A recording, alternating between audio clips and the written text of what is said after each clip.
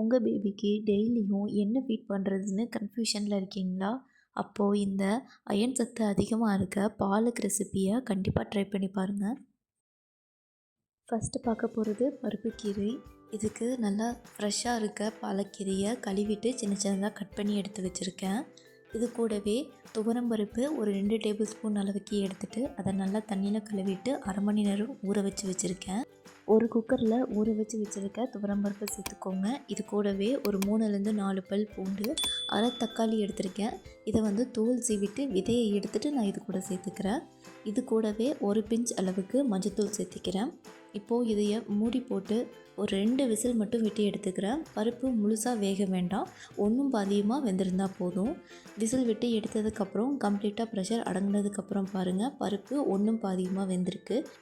இது கூட கழுவிட்டு சின்ன சின்னதாக கட் பண்ணி வச்சுருக்க பாலக்கீரையை நான் சேர்த்துக்கிறேன். இப்போ மறுபடியும் மூடி போட்டு ஒரு 2 விசில் விட்டு எடுத்துக்கிறேன். கீரை சீக்கிரமாக வெந்துடும், அதனால நம்ம பருப்பு பாதி வெந்ததுக்கப்புறம் கீரையை சேர்த்துக்கிறோம். இப்போ பாருங்கள், பருப்பு கீரை எல்லாமே நல்லா வெந்திருக்கு. உங்களுக்கு பார்த்தாலே தெரியும்னு நினைக்கிறேன். பருப்பும் கீரையும் நல்லா ஆறுனதுக்கப்புறம் மிக்ஸி ஜாரில் சேர்த்துட்டு நல்லா அரைச்சி எடுத்துகிட்டு வந்திருக்கேன். இப்போ இதுக்கு ஒரு சின்னதாக ஒரு தாளிப்பு கொடுத்துக்கலாம். அதுக்கு அடுப்பில் ஒரு குட்டியாக ஒரு பேன் வச்சுக்கோங்க. அதில் கொஞ்சமாக நெய் சேர்த்துக்கோங்க. நெய் நல்லா உருகுனதுக்கப்புறம் நான் இடித்து வச்சுருக்க சீரகத்தை சேர்த்துக்கிறேன்.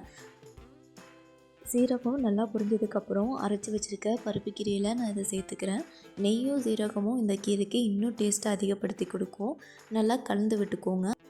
அவ்வளோதான், ரொம்பவே ஈஸியாக பண்ணக்கூடிய பருப்புக்கீரை ரெடி. இதை நீங்கள் இட்லி, தோசை, சாதம்னு எல்லாத்துக்கூடையுமே வச்சு குழந்தைக்கு ஊட்டி விடலாம். ரொம்பவே டேஸ்ட்டாக இருக்கும்.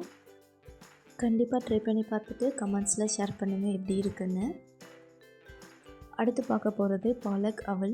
இதுக்கு தேவையான அளவுக்கு வெள்ளை அவல் எடுத்திருக்கேன். அவலில் 2 விதமாக இருக்கும். ஒன்று திக்காக இருக்கும், இன்னொன்று லைட்டாக இருக்கும். இது லைட்டாக இருக்க அவல். இப்போது இதையே ஒரு 5 நிமிஷத்துக்கு தண்ணியில் நல்லா ஊற வச்சுக்கலாம். இந்த ரெசிபிக்கும் பார்த்திங்கன்னா நான் ஃப்ரெஷ்ஷாக இருக்க பாலக்கீரையை சின்ன சின்னதாக கட் பண்ணி எடுத்து வச்சுருக்கேன். 1 கப் அளவுக்கு இருக்கும். இப்போ இதையே வேக வச்சு எடுத்துக்கலாம்.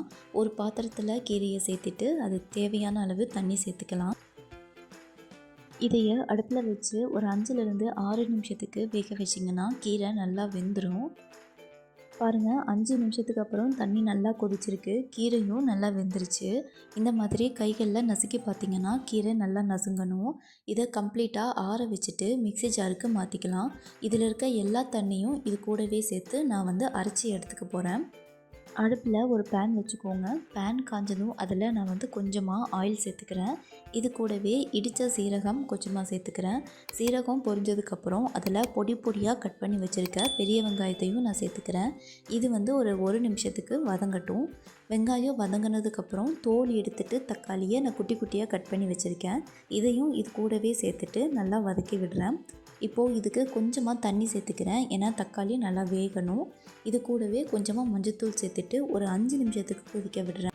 தண்ணி நல்லா கொதிச்சதும் இதில் ஊற வச்சு கழுவிட்டு எடுத்து வச்சுருக்க அவலை நான் சேர்த்திக்கிறேன். இப்போ அவலும் ஒரு 2 நிமிஷத்துக்கு நல்லா கொதிக்கணும், ஏன்னா அவல் நல்லா வேகணும். 2 நிமிஷம் அவல் நல்லா வெந்ததுக்கப்புறம் இதில் அரைச்சி எடுத்து வச்சுருக்க பாலக்கீரையை நான் இது கூட சேர்த்துக்கிறேன். கீரையை இது கூட சேர்த்துட்டு நல்லா கலந்து விடுங்க. ஒரு 3 நிமிஷத்துக்கு நல்லா கொதிக்கட்டும். அவலும் கீரையும் நல்லா இது கூடவே மேஷ் ஆகிடும். பாருங்கள், நான் வீடியோவில் காட்டுற தெரியும்னு நினைக்கிறேன். அவலும் கீரையும் நல்லாவே வெந்திருக்கு, ஒன்றோட ஒன்று நல்லா கலந்துருச்சு. அவ்வளோதாங்க, இதை ஆற வச்சுட்டு ஒரு பவுலுக்கு ட்ரான்ஸ்ஃபர் பண்ணிக்கலாம். இது கூடவே கொஞ்சமாக உருக்கின நெய் சேர்த்துக்கிட்டால் டேஸ்ட்டு இன்னும் நல்லாயிருக்கும். அவ்வளோதாங்க, ரொம்பவே சிம்பிளாக செய்யக்கூடிய பாலக் போஹா ரெடி. இதை நீங்கள் 7 மந்த் குழந்தைங்கள்லேருந்தே ஊட்டி விடலாம். ரொம்பவே டேஸ்ட்டாக இருக்கும். இந்த வீடியோ பிடிச்சிருந்ததுன்னா கண்டிப்பாக இந்த வீடியோக்கு ஒரு லைக் பண்ணிக்கோங்க.